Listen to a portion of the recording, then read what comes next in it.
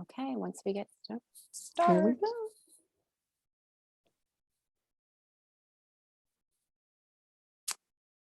Okay, I'll wait and see if everybody starts to come in. Hi, everybody. Welcome. Just give it a second for everyone to come into the room. Happy Saturday. Happy Saturday, Happy Terry. Saturday. Thank you. You too. Do you know, I just realized this is my first Zoom webinar. Really? Yeah. Oh, I've my done goodness. a ton of Zoom workshops and meetups and whatnot. First webinar. So there we go. Oh, well, there you go. I think I've done too many to count. Just the way it's going, right? Mm-hmm. Hi, everybody. Thank you so much for joining today's webinar. We'll get started. My name is Kimberly Bernal. For those of you that don't know me, I am the Support and Education Coordinator at PHA Canada, and I am thrilled to be joined today by Terry Kingston. If you don't know who she is, Terry is a co-founder of the Ottawa Support Group, and she's also a former PHA Canada ambassador. So we'll be tag teaming today's webinar. So over the last several months, we've been working together to build a wellness tool specifically for PH caregivers. And so today we're going to talk a little bit about the importance of the role of the caregiver. We're going to look at the wellness tool, and then we're going to show you how you can find it on the website. So without further ado, we'll just get started. Great. Let's see if I can move the slides. This is always technology, right? There we go. There we go. All right. So Kimberly and I are doing this in a very informal way. We wanted it to be a conversation.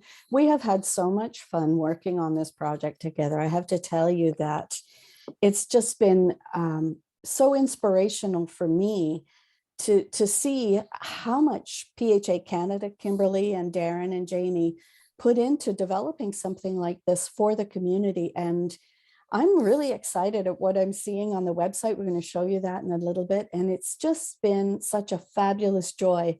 Part of it is the slides we've put together. They've come from various places. The tool that we decided on came from a ton of research that I did back in October, November. And we looked at everything really, really carefully. And a lot of it comes down to something I remember from the very moment we sat in the doctor's office at the Ottawa PH Clinic when Dr. Melnichuk came in and she told us that that's what Harry had, was idiopathic pulmonary arterial hypertension.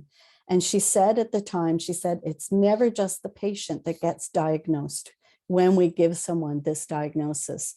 The pulmonary hypertension affects everyone, and it especially affects the caregivers, the ones that are the ones that are, sometimes it seems like doing everything, right? So that's what we wanted to really focus in on today. Now, we're going to go to the next slide, and it's going to ask a question. Now, this is not an interactive webinar. You won't be able to chat with each other like we do in a meetup, but there is a chat box at the bottom of the screen. And what I would love is, do you think you are a caregiver? Just say yes if you think you're a caregiver or know you're a caregiver. Just put yes in the chat box. And if you're not, put a question mark. If you're not sure, if that's not something you want to be called, some people don't. I thought a caregiver meant that Harry needed a nurse, someone that was the professional, someone that was medical. That would be the caregiver that would come and help me. But in the end, we're saying that it is a family member or a friend who gives unpaid care to someone who has a physical, mental, chronic illness or frailty. Yeah, and I see Chris is saying teammate, and I know other people have thought about care partner, but for the purposes of the discussion, we're going to stick with caregiver, just so that we're, you know, that's and I hate labels. People who know me know that, but it's what we're on. Can you go to the next slide, Kimberly? And this is from this, I believe this is from the British Columbia Caregivers Association or something, is it not? Yes. Yep. So these are the things that we're asking you to understand. If you're helping with any or all of these things with your loved one or family member or friend who has PH, then you actually are a caregiver. And so I want you to know that, even providing emotional support, all of these are huge. So take a second, read through that slide. If there's anything in there that it says that this is something that you're doing all the time, then yeah, there we have it, right? It kind of came with the diagnosis, didn't it? Mm-hmm. Yeah, I've often said that the world of PH is full of people that I love and I wish I'd never met. Exactly. It's kind of part of it, right? Yep. So let's go to the next slide, Kimberly, where we're talking about these are the results from the survey, the famous survey. Everybody knows the survey now. Kimberly and the team at PHA Canada have been digesting and dissecting the survey results for, it must seem like 3 lifetimes now. At this point, yes. But brilliantly and beautifully. And for you today, have a look at these statistics that came out of, this is what you told us about yourselves.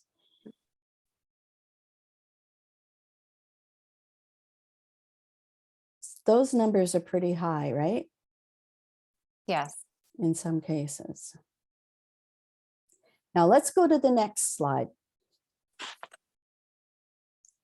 Do you want to talk about this one, Terry? Or yeah, the numbers tell us statistics, but I want you to see that you're not a statistic, you're not a label, you're not just a, and Kimberly's going to talk a little bit about this one.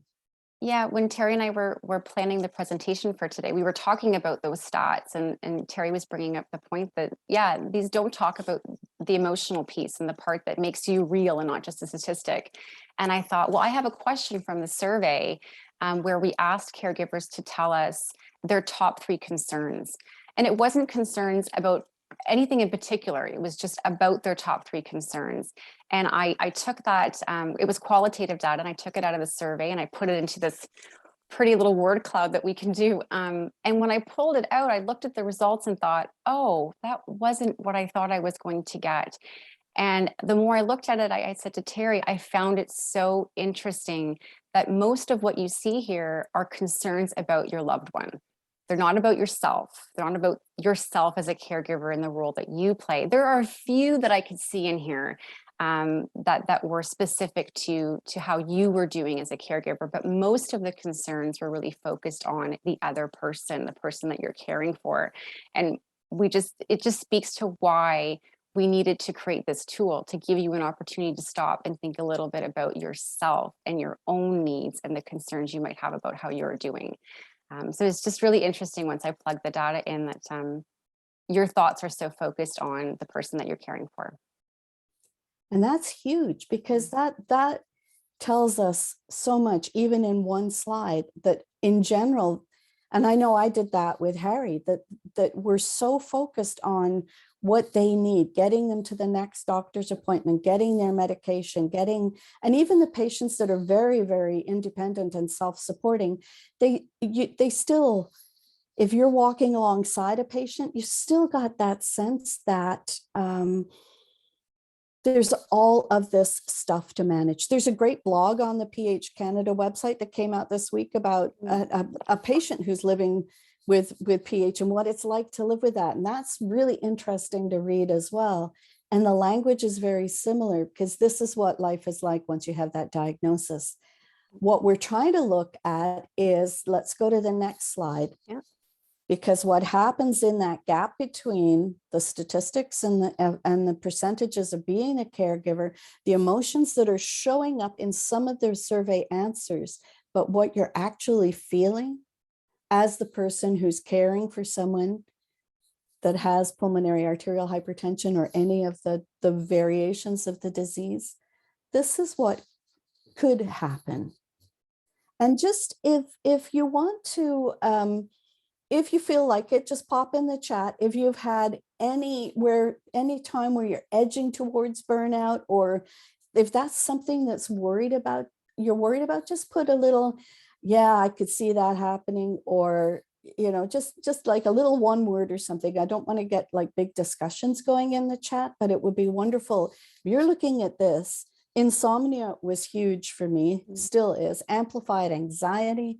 We've got anticipatory grief that's sometimes easily triggered. Oh boy, that's it. That's it. You know, when you're driving back and forth to the hospital all the time, and then the road rage is building as the days go on. And I can tell you right now that almost anyone I speak to is finding that there's so much anger this last couple of months, especially as COVID has continued, like the whole stress that everyone is dealing with. Burnout, it's happening even with people that don't have someone who has, you know, a disease with all the complications that PH has. So this is what we're trying to avoid, though. And I'm not saying this to make you scared or thinking, oh my gosh, this is really horrible, Terry. Why are you telling this on a Saturday afternoon? You know, we're trying to help you stop burnout before it happens. Right. So let's go to the next slide. Okay.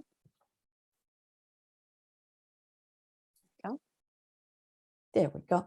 So all these pretty little colors and bubbles, these are what it looks like when somebody has thoughts that when they're thriving, the thoughts that they have, or when in the orangey yellow in the upper right hand corner, something isn't quite right, you know. And then we're moving to, oh, I'm struggling, I can't keep this up. And then before burnout or in burnout, I can't survive this. So those 4 quadrants of how are you feeling? There are days, right, when you get up and you've got this and it feels really good. And other days where, you know what, I'm more easily overwhelmed today than I have been lately. So you wonder what's happening there. Or if you're starting to struggle, you're in that, your performance is starting to suffer. You're having difficulty making decisions or concentrating. And that's when it can really get difficult to manage your life, your work, and the life and work and whatever else is happening with your family, with your kids, with everything. So again, we're putting these words up there not to make you feel overwhelmed by any of this, but just to say, hey, this is, some days you're more of this, other days you're more of that, a little bit of column A, a little bit of column B, you know. And it just seems to go around. Kimberly, do you have anything that you want to say about that slide? I was going to point out, I was reading through the chat here, and I think a good point's been brought up about the fact that some folks in their role as caregivers to another adult, another patient, they're also caring for children. There's other people that they're caring for in the home or within the family. And we asked about that in the survey. I don't have the stat off the top of my head, I apologize, but I remember being very surprised.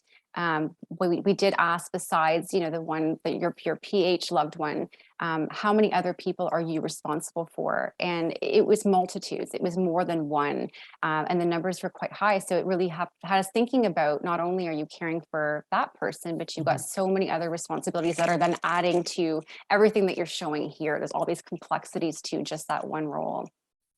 And I know caregiver in our Ottawa group even that had the patient, but also her mom living at home with her, right? And so, and she was taking care of both, and yeah. You wear a lot of different hats. Yeah, and during a pandemic, and during this, and you know. So yes, somebody say this is the whole reason why we chose the wellness wheel, and we're going to get into that in just one more slide, is so that you as a caregiver can sit down for a few minutes and say, how am I doing? Let's go to the next slide, Kimberly, with a scale of 1 to 10. Before we do it, I just want to point out in the chat, just bringing up the fact that, when you're really getting into that crisis mode, the idea that you can very quickly kind of shift between any of these colors or these areas. You could think of in a day sometimes how you might shift, but I think that's a great point that you're bringing up about, maybe that's a great way to recognize when we're really in that crisis mode, that mode of almost no return, when we're kind of quickly balancing between these different areas. So that was a good point. All right, next slide. So it is really hard when there is so much going on, when you have so many demands being on, and demands that you want to fulfill, right? It is really hard to check in with yourself and see when you are sliding into a more difficult part of those thriving, surviving, struggling, in crisis. And so the ability to be able to stop, breathe in, breathe out, and simply ask yourself, how am I doing? Like, how am I doing today? And I really love the slide with the very simple 1 to 10, help, I need some support, pretty much okay in the middle there. And I'm doing great. And if you think of the slide on the one before, sometimes you are doing great. You're thriving, surviving. And other times, yeah, no, you may need support. And so knowing where you are before it gets really dark and hard. And I still remember one time when I was still working full time for a very difficult and demanding job with the federal government when Harry was getting worse. And I can remember I had to go on stress leave from work in order to manage myself and keep managing him and keep working with him. And then I kept trying to work for another year or so, and eventually retired early. I basically quit, but retired early because that was the only way I could cope. But I got kind of deep into that overwhelm and not able to make decisions. And, I was being paid a lot of money at work, and they're finally saying, hey, you're just not up to the job right now. So, and that's what we're trying to avoid is what could I have done back then that I maybe wouldn't have had to quit my job or would have been able to manage better. And a lot of it is this ability to check in with yourself and simply see how, and just a simple question, 2 questions actually. How am I feeling today? And how do I want to feel? Mm-hmm. So take a second, look at this slide right now. You don't have to put any numbers in the chat. You can I just simply want you to sit within your own mind and ask yourself that question. Overall, this is sort of global. How am I feeling today? How am I doing? And how do I want to be feeling or want to be doing? Yeah. And then we're going to break it down a little bit to see how you can help move yourself just a little bit sometimes to a little bit more of how do I want to be feeling, or what do I want to be doing, or how do I want to be coping? Yeah. And a good point brought up in the chat here is that it's so good to do this self-reflection, but in so much of this, we need help from others. So we can only do so much of it ourselves. And it's so important to feel comfortable, if you can, to share where you're at. And we're going to talk a little bit about that when we get to the tool, but it's great to do all this self-analysis and to sort of think about where you're at. But if you leave it at that and sit with it, it's sometimes hard to move forward. And it's great to find someone that you can share that with and get some support in that. And that's another reason why the support groups are so helpful, why the meetups are so helpful, but also just sometimes having something. And when we show you the wheel, having something you can take to a friend and say, hey, have a look at this with me. Because, a couple of weeks ago when I did this wheel, I had way more, positive things going on. But all of a sudden I'm starting to, like, my scores are changing and just getting outside validation, or sometimes you're seeing, really great things happening and you want to share that with someone. So sometimes just having a simple little tool there in front of you that you can share with your partner even, or friends that are outside of your, we'll call it a care bubble. How's that? That are outside of your care bubble, and they can help you see where you are so that when the wheel's about to fall off. Exactly. Okay. So let's go on. Oh, that's a good point. So some people are putting comments in the chat, but you're sending your comments to the host and panelists. So we're the only ones that are seeing it. You have to change the little drop down in your thing so that it's to everyone. Otherwise, other people that are listening can't see it. But Kimberly and I'll go over, and we didn't want this to be an interactive discussion in the chat, but we do want it to be a place where we can see what you're thinking, and if there's things that we want to pull out during the remainder of the webinar. So switch to everyone if you want everyone to see your comments, and we're going to switch to the next slide, and I'm going to let Kimberly take over and explain the tool Terry. itself. Okay, so this is our wellness tool. It's not something that we've created. I'll start with that. The wellness wheel is a concept that's been around for a very long time. But in our discussions and in the wonderful research that Terry did, we got to this point where we were talking about taking a moment to self-reflect, everything that Terry just said in the last slide, and that idea of using the 1 to 10 measure to sort of see where you're at, take a chance to figure out how you're feeling that in that moment, in that particular day. And in the research that she was doing, we stumbled upon the wellness wheel. And as we went through other tools, this one just sort of stuck out to us. And so we didn't create the wellness wheel by any means. It's been around for a very long time. It can be used in so many different ways, but we've just altered it and adapted it for the PH community. And so as you can see, it's a wheel. And around it, you've got these 8 dimensions, and we call these the 8 dimensions of wellness. And the idea is that in all of our lives, these 8 dimensions all work together. We all have these 8 dimensions in our lives. And when they're all working well together, our wheel is at its best and strongest. We're at our best and at our most well. But of course, there's times where some of them may not be working as well. And the idea is to create a balance between these 8 wellness dimensions in your life to really come out fulfilled and in a good place.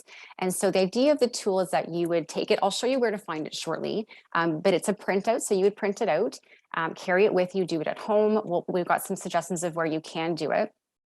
And the idea is that you would go through each of the dimensions. As Terry always says, do not overthink it. Really, it's in this moment right now, not yesterday, not tomorrow, but right now. How are you doing in each of these dimensions?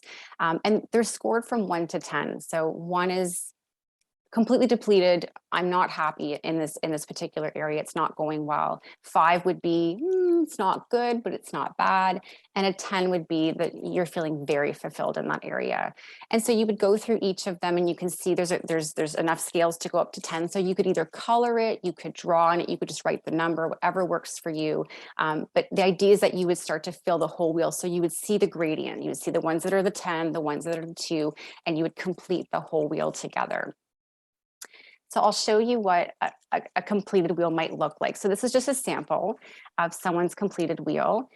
So for this particular person, they're very happy with their occupational life. So really happy with work, things are going well there. They're also really happy with their social life. They've probably got a great circle of friends, feeling very supported. They're happy recreationally, environmentally, they're feeling very safe. But their lower scores are in the physical area. So maybe they're not eating very well, not having a chance to exercise, their body's feeling sluggish, or maybe not good quality of sleep. And the other one is, my screen's blocking it for some reason. Oh, sorry, I went too far. Oh, hang on. Technology. I can't see what the other one is, Terry, because my screen's blocking it. What's the other low one on the bottom there? Thank you. Thank you. Technology. The other one is mental. So probably maybe dealing with some anxiety or stress, or just areas of their life where their mental health is not well. So they would have a chance to look at their wheel, and you can see how it's unbalanced. And the idea is that the wheel is as balanced as possible. A good way, and Terry sort of introduced us to the wheel in this way, is you have to think of a wheel on a bike. So I imagine if I'm going on I don't ride a bike, but if I did before I left, as my husband does, you fill up your wheel with air. And so the wheel is perfectly round. There's no edges or bumps. Everything's full, and you would go. And so you have to think about your bike ride as the journey of life. And so along that journey, you're going to hit some bumps, and you're going to probably get a couple holes in your wheel at some point. And so what happens is the wheel is going to be much harder to turn. You're going to be struggling more. It's not going to be as easy. You're not going to get where you want to go in the way that you want to get there. So when the wheel is unbalanced, that's sort of an analogy to think of what it looks like. So it's the same thing in our lives. This particular wheel is very unbalanced. So you're going to be having a hard time getting through your days when not every part of your wheel is fulfilled. We don't expect you to fulfill every part of your wheel. The idea is to balance it. And we'll talk a little bit about how to do that in a bit. So once you've finished your wheel, these are just some guided questions that we came up with. You can sort of go through your results on your own, but so looking at what score you gave each area of the wheel. So acknowledging the areas that you feel like you're doing really well on, and areas that maybe you're not feeling so great about. And focus on which area you'd like to start improving on right now. So for the one we just looked at, so the physical and mental were on the lowest end. So maybe they'd want to start with picking one of those. Something they feel like, oh, I feel like, physical maybe is the one I could tackle right now, and why. And then ask yourself, what do you picture when you see that area improving? So if physical, I think it was a 4, if I remember, but if physical was a 4, and for you, I'd like to get that to an 8. What does that look like? What does that journey look like? And what will that area look like when you feel better about it? What needs to happen to go from a 4 to an 8? So it's a bit of visualization of what is it that you're lacking, that you wouldn't have given it an 8. And then what types of activities and practices would help you get there? So what do you need to change? What do you need to include in your life? Who do you need to include in this discussion? What supports do you need to get there? And then what actions can you take in the next 2 to 3 months to help you feel better in that area? This is not something we expect to be done overnight. There may be some very quick, tangible things that you could do immediately, but the idea would be that this would be something that you would work on over time, and then come back to your wheel in a week, in a month, in 2 to 3 months, and do it again and see if there have been improvements. Because you might have worked on the physical area and got that up to an 8, but then that wonderful social one that was, I think an 8 or a 10 the last time, now has gone down. So it's always evolving. So it's really trying to take areas and see where you can make some improvements. Terry, do you have anything to add? I just think it's really important, when we introduced this during a meetup to some of the caregivers, some of the people that participated said, oh, this makes me feel more overwhelmed than I was before I even looked at this, because all of a sudden I'm seeing all these areas where I don't really feel good. And so I just really want to encourage people that this isn't about shooting on yourselves. I should be eating better. I should be getting more exercise. I should be more mentally stable about all of this. It's about being very gentle and loving and caring and saying, yeah, that score on physical is pretty low. What can I do to help myself feel better about that? And maybe just focusing on, if you've got like a real low wedge, we'll call them wedges there, just focusing on that one dimension for a week or 2 weeks or 3 weeks until it really does start to feel better. And make sure that if you are feeling overwhelmed when you see this, that you ask for help. And we're going to go through some of that. But we don't want you to have this be something that just goes, oh my gosh, I'm like a total mess and my life is a wreck. It's not about that. It's to just take that little snapshot. I like to think about it the same way as when our patients go for the 6-minute walk test. It takes it, you can do this in 6 minutes. So while they're doing their test and they're getting the stats measured and see what everything's balancing for them physically, you've got time in those 6 minutes to say, how am I doing today? And where does that look like? And then, as we say, do it again in a week or two, because what's going to happen, what's going to prevent you from hitting burnout or moving into struggle and crisis is that level of self-awareness that says, about a month ago, I was doing way better. And what's happened? What's changed? How did I get so far kind of down on the wheel in one part? Or, hey, let's celebrate. This is going so much better than I felt for ages. And, give yourself a sticker or a glass of champagne. So yeah, it's really just, don't let this be something that's just another thing you have to do, because Lord knows you have enough to do already. It's that simple check-in with yourself, take a few minutes and really look at where you are, where you want to be, and how can you help yourself or get help to get you where you want to be. Yeah. And I think you brought up something good, Terry, which is that even just the self-awareness, like even just taking the moment to be self-aware of where you're at is, I think, such a big first step. I think half the time we aren't really in touch with how we're feeling or where we're at anyways, because we're so consumed with other things, that even just taking the time to do that is really big. Even if nothing improves immediately or over a short period of time, just knowing where you're at and having that self-awareness, I think is a good first step. Yeah.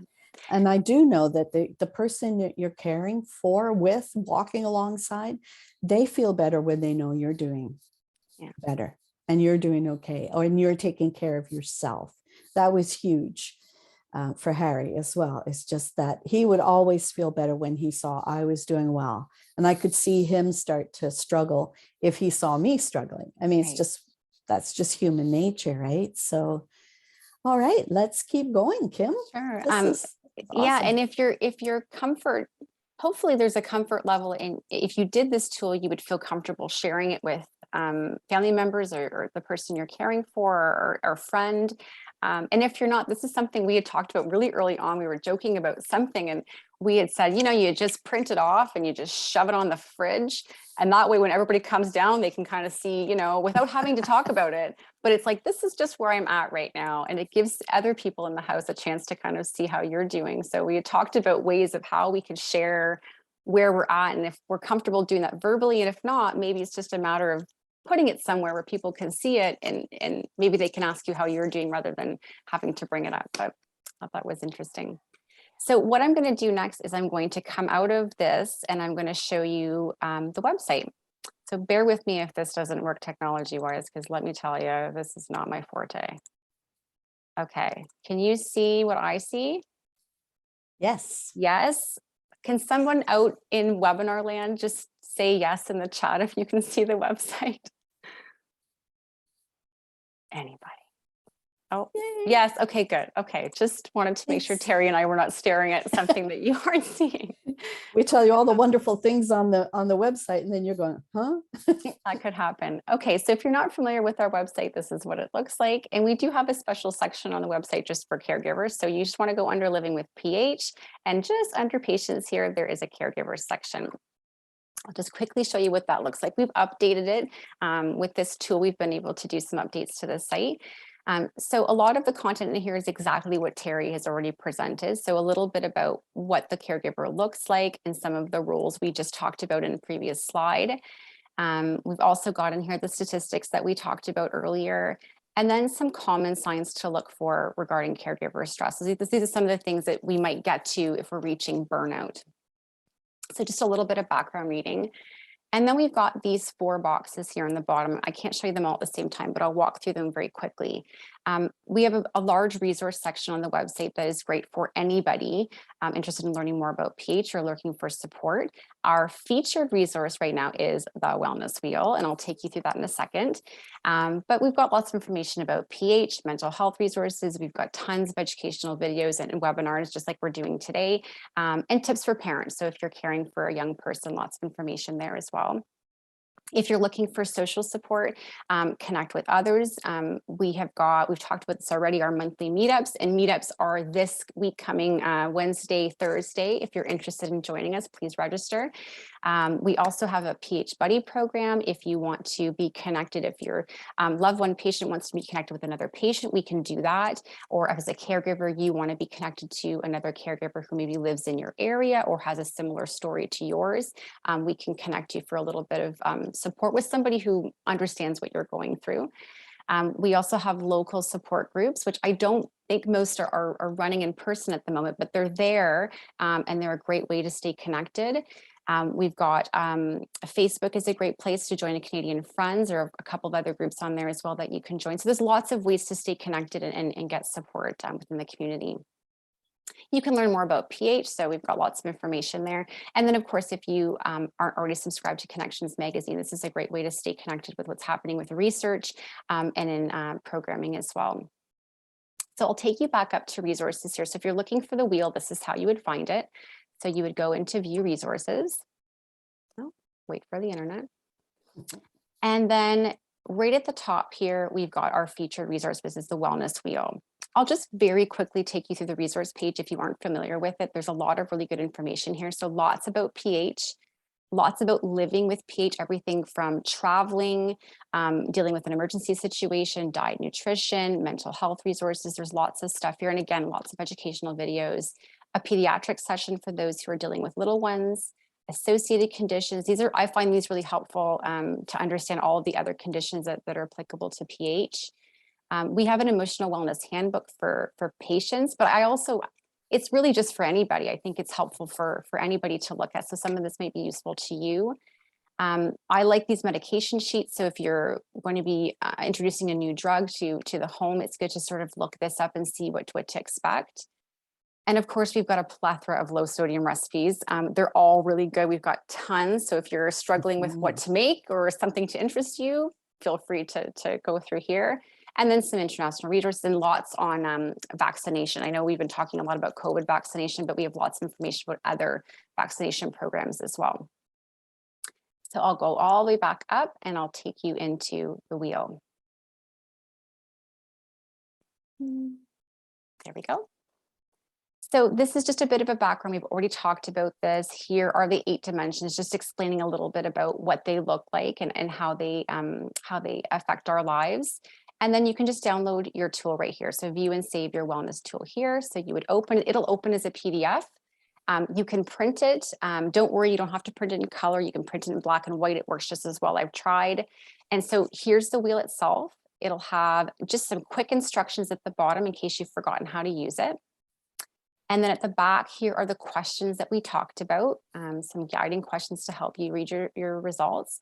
And then just some next steps, encouraging you to talk to others, to make a plan for how you're going to move forward with your wheel. And then again, if you need more support, to go back to the caregiver page. And Terry and I talked a lot about, now that it's here, what are we going to do with it? And Terry was saying the other day that, this is a great thing to print out. As a caregiver, Terry was talking about, he spends so much time at the hospital, the clinics, waiting. You're in waiting rooms, you're sitting in the car, you're sort of waiting. And Terry was saying, she reads a book, or maybe you have an iPad or a Kindle, or however you keep yourself busy.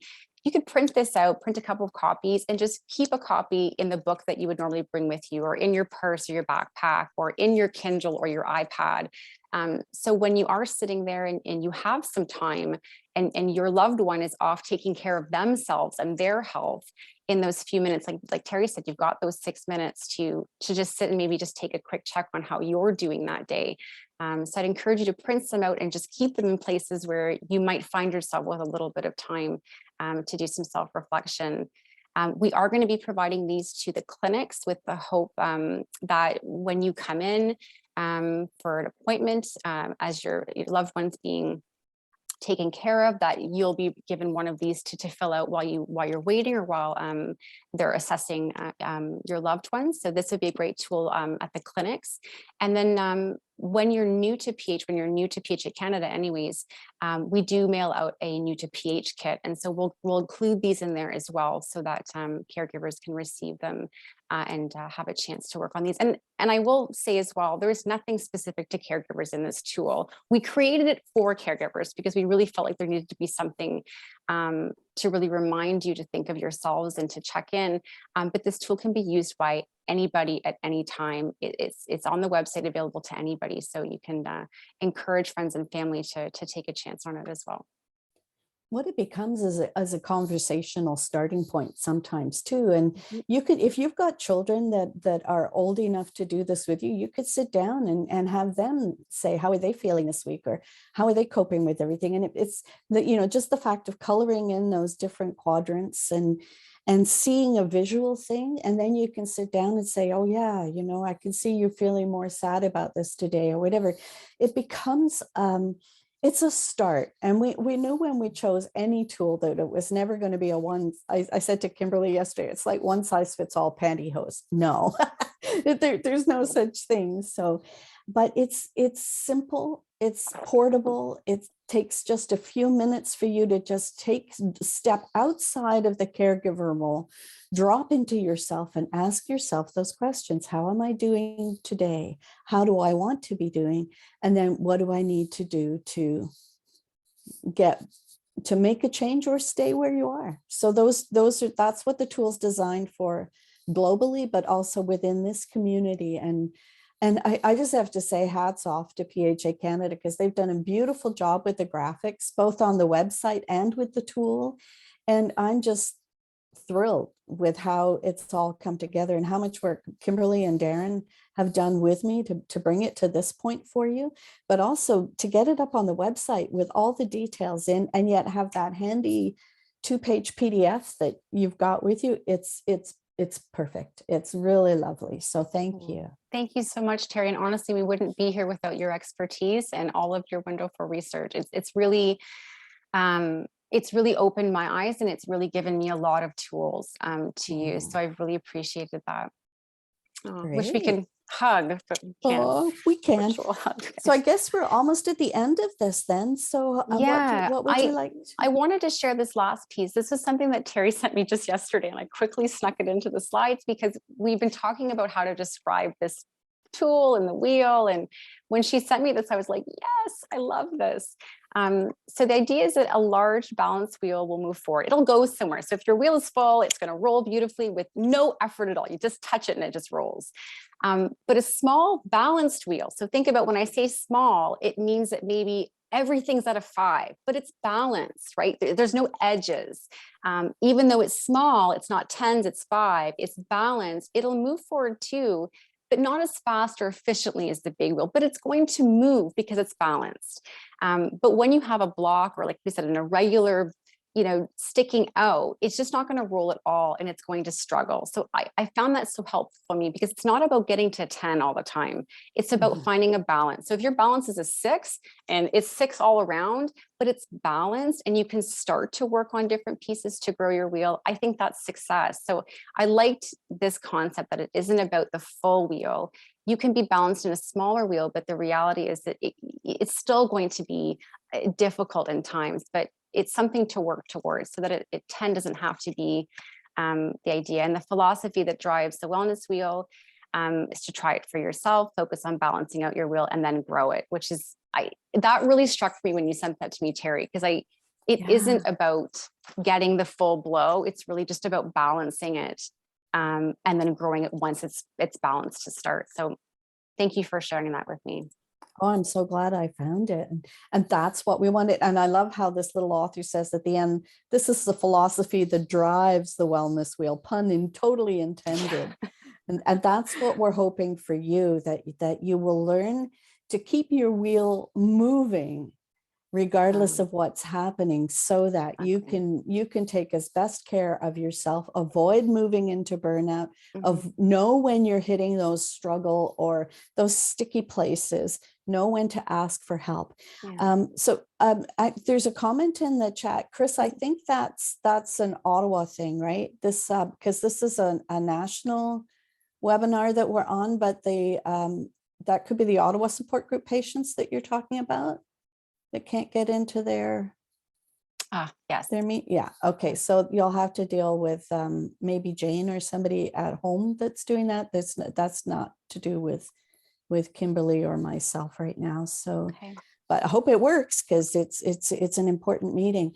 To wrap things up, I'll let Kimberly take it from here on in. I'll just quickly show you, there are lots of national support programs for caregivers specifically. I've just listed 4 of them here. We are working on a tool that I will have posted on the website in the next week or 2 that will list not only national support programs, but provincial support programs that you can access in your own province. I would appreciate it if when we do that, we'll let you all know that it's up. But if you have a particular support program that you've relied on or you found useful in your area, to please let us know that we can grow this list. I think it'll be really helpful. And as well, once you go to the caregiver page on the website, if you see things that you think should be there or parts of the resource page that are lacking, please let us know. We really want to build this section even further for caregivers, and just let us know where we can offer more support. And I went too far. And that's it. Thank you so much, everyone, for coming today. I hope this was helpful. We did record today's session, so if somebody missed it and they wanted to watch the Kimberly and Terry show, we'll post it on our YouTube page. And if you need any assistance, please go to our website, or you can always email me at any time. My email is there. And Terry, any lasting thoughts? I said to you just before we started that it's been 10 years since Harry was diagnosed, and I have seen so much change and growth in the ability of PHA Canada to reach us in ways that we never even thought possible pre-COVID, like the Zoom meetings, the meetups, the fact that we know each other so much better now through the Facebook groups. There's a sense of community building and a sense of resources being developed that just weren't available 10 years ago. So again, hats off to the headquarters team, but especially to all of you patients and caregivers and anybody watching this.